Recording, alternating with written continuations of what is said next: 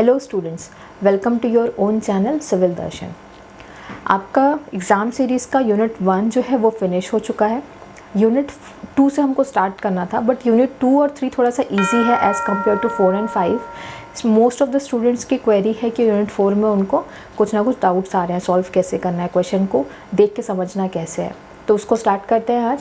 फटाक से मैं आपको सारे सीक्वेंस बता देती हूँ। एक क्वेश्चन को पकड़ने के बाद हमको कौन कौन सी चीज़ों का ध्यान रखना है और कैसे क्वेश्चन सॉल्व होगा हर क्वेश्चन, तो उसको मैं आज बताऊँगी। ठीक है, चलिए स्टार्ट करते हैं। यूनिट 4 में सबसे पहले आपको ध्यान रखना है कि आपको फोर्सेस पे बात करनी है। मैं लिख देती हूँ यहाँ पे। आपको सबसे पहले बात करनी है फोर्सेस पे। कितने फोर्सेस एक बॉडी पे लग सकते हैं। थ्योरीज में इसकी बता चुकी हूँ यूनिट 4 की, तो उसको मैं यहाँ पे रिपीट नहीं कर रही हूँ। फोर्सेस मतलब उसके बॉडी पे फ्री बॉडी डायग्राम कितना लगेगा। कोई बॉडी है, एक रेक्टेंगुलर बॉडी है, एक रेस्ट कर रही है, तो इसमें कितने फोर्सेस लग सकते हैं। आपका यहाँ से एक रिएक्शन लगेगा ऊपर, ठीक है। आसपास के जो फोर्सेस रहेंगे, एक्सटर्नल फोर्सेस, वो आपको दिए हुए रहेंगे। अगर नहीं रखा हुआ है तो क्या करेंगे आप लोग, सिंपल एक सपोर्ट पे जो रिएक्शन लगेगा वो लगाएंगे। तो ये हमेशा आपको ध्यान रखना है कितने टाइप के सपोर्ट रिएक्शंस है, उसके हिसाब से आप सबसे पहले क्या करोगे। आपका स्टेप नंबर 1, सपोर्ट रिएक्शंस आप लगा लोगे। कितने सपोर्ट रिएक्शंस है आपके एक क्वेश्चन के। सेकंड पे आपका क्या है, सेकंड पे आपको ध्यान रखना है कि उन सपोर्ट रिएक्शंस को आपको फाइंड आउट करना है। फाइंड आउट क्या करना है, उसमें किस एंगल पे है वो। अगर आपको किसी कोऑर्डिनेट में उसको कन्वर्ट करना है तो किस एंगल पे रहेंगे वो।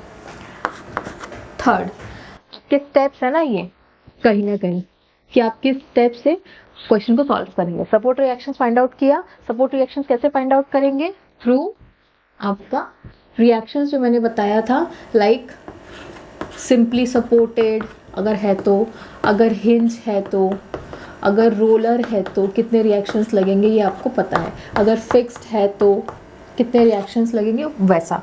ठीक, एंगल निकाल लिया। अब उसको क्या करना है, आपको कोऑर्डिनेट में ड्रॉ करना है। करेक्टली एकदम कोऑर्डिनेट में उसको ड्रॉ करना है।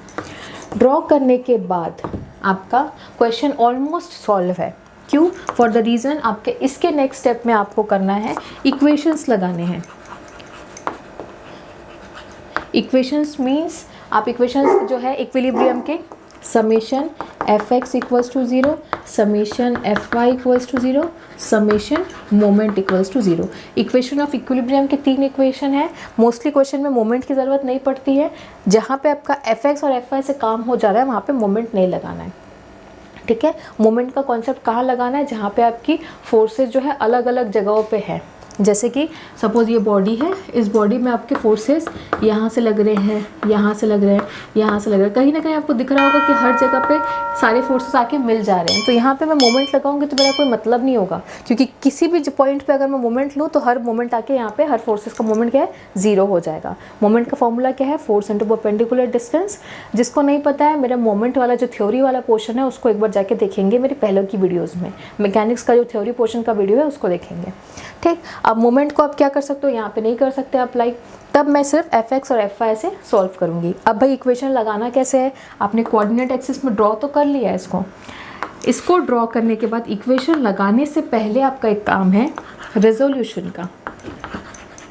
आप किसी भी क्वेश्चन को, फोर्सेस को रिजॉल्व करेंगे। कैसे रिजॉल्व करते हैं हम लोग, जिसके साथ भी इधर वर्टिकल या हॉरिजॉन्टल, जिसके साथ भी आपका फोर्स है उसको रिजॉल्व कर रहे हो, उससे एंगल बना रहे हो, तो जो जिससे रिजॉल्व करोगे उस वाली लाइन के साथ वो कॉस बनाएगा। सपोज ये वाला फोर्स है, अगर इसके साथ आप रिजॉल्व कर रहे हो एक्स और वाई में, एक्स में आपने एंगल मेंशन किया है कि फोर्स का एंगल एक्स से कितना है, तो ये वाला जो कंपोनेंट है फोर्स एफ का, तो ये होगा एफ कॉस थीटा।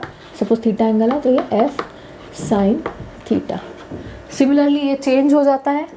इसका ही दूसरा डायग्राम मैं बना रही हूँ। यहाँ पे ये फोर्स है, ये वाई एंगल से थीटा पे है, ये वाई एंगल है, ये वाई एक्सिस है और ये एक्स एक्सिस है। ये थीटा एंगल बना रहा है वाई पे, तब क्या होगा, ये आपका हो जाएगा एफ कॉस थीटा, ये होगा एफ साइन थीटा। ठीक, ये ऐसे करके आपको कंपोनेंट्स रिजॉल्व करके एक कोऑर्डिनेट पर डायग्राम बनाना है। ये इक्वेशन लगाया, इक्वेशन ऑफ इक्विलिब्रियम सबको पता है, थ्योरी में मैंने पढ़ाया हुआ है। इस इक्वेशन पे सेटिस्फाई करते हुए आपको हर फोर्सेस जितने निकले हुए हैं उसको सॉल्व करना है, पुटअप करना है, और 2 अननोन्स 2 इक्वेशन से आपके पूरे आंसर्स को ऐसे करके आप फाइंड आउट करोगे। ठीक है, सपोर्ट रिएक्शंस को भी कोऑर्डिनेट में बनाना है, एक्सटर्नल फोर्सेस को भी कोऑर्डिनेट में बनाना है, इस इक्वेशन में रखना है, बार बार बोल रही हूँ, ऑटोमेटिक आपका सॉल्व होता जाएगा। जिसमें 2 अननोन रहेंगे, 2 इक्वेशंस हैं, ऑटोमेटिक सॉल्व हो जाएगा अच्छे से।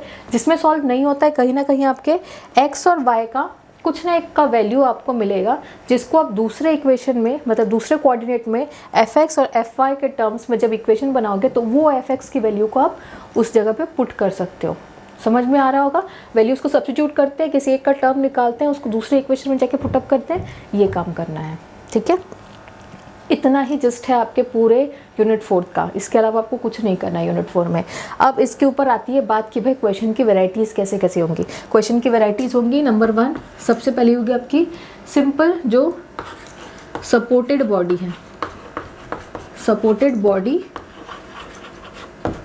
इन any plane, in any plane, supported body in any plane. आपको किसी प्लेन का कोई भी बॉडी का डायग्राम होगा वो सपोर्ट करता हुआ सिंपल से नजर आएगा। दूसरा स्ट्रिंग का नजर आएगा, स्ट्रिंग मीन्स जो तार, केबल, वायर इस टाइप के कुछ होंगे। क्वेश्चन स्ट्रिंग का नजर आएगा, स्ट्रिंग में आपको फोर्सेस निकालने हैं, उसमें क्या होगा, मोस्टली फोर्सेस टेंसाइल, मोस्टली के सारे फोर्सेस टेंसाइल नेचर के होंगे। ठीक है, उसके बाद थर्ड आता है आपका मिसलेनियस, जो मैंने क्लास में कराया हुआ है, मेरी क्लास वाली वीडियोज़ में जाके देखना। थंबनेल वाला होगा, एक बॉल व्हील वाला होगा जो कि एक ब्लॉक के ऊपर से होके जा रहा है, that is your special questions related to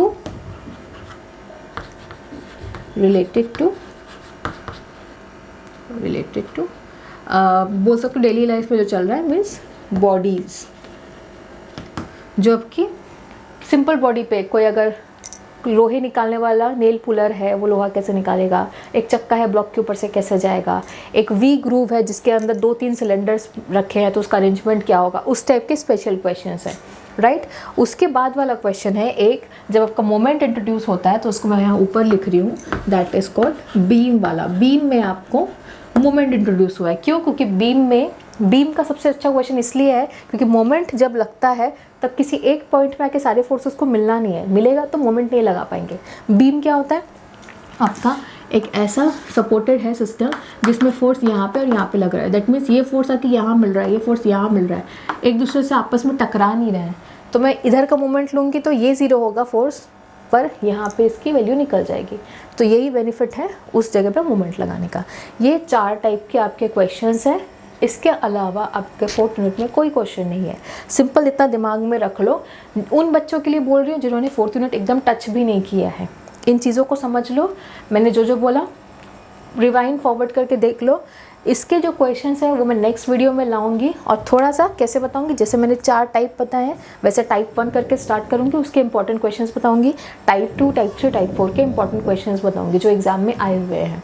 right, तो आप लोग जब भी देखेंगे उसको पेन कॉपी लेके साथ में सॉल्व करिएगा। मैं इक्वेशंस बना के छोड़ दूँगी, आपको डायरेक्टली खुद से कैलकुलेट करना है। इतना समझ लिया, आपका 4th यूनिट कम्प्लीट है। अब आपकी बात आती है कि आपको इसके क्वेश्चंस में इसको जो दिया हुआ है यूनिट 1 2 यूनिट बोल रही हूँ, जो टाइप 1 2 3 4 है, इसके IMP क्वेश्चंस जो रहेंगे प्रीवियस ईयर के क्वेश्चंस रहेंगे। उन क्वेश्चंस को मैं जब भी सॉल्व कराऊंगी, आपको अगर कोई डाउट होगा किसी भी क्वेश्चन में रिलेटेड जो मैंने सॉल्व नहीं कराए हैं या फिर आपको चाहिए कि इसका सोल्यूशन हो, तो please do comment me in the comment section. आप मुझे कॉमेंट में बताइए या पर्सनली मैसेज कीजिए, उससे मुझे ये पता चलेगा कि आपको कौन से क्वेश्चन के सॉल्यूशंस चाहिए।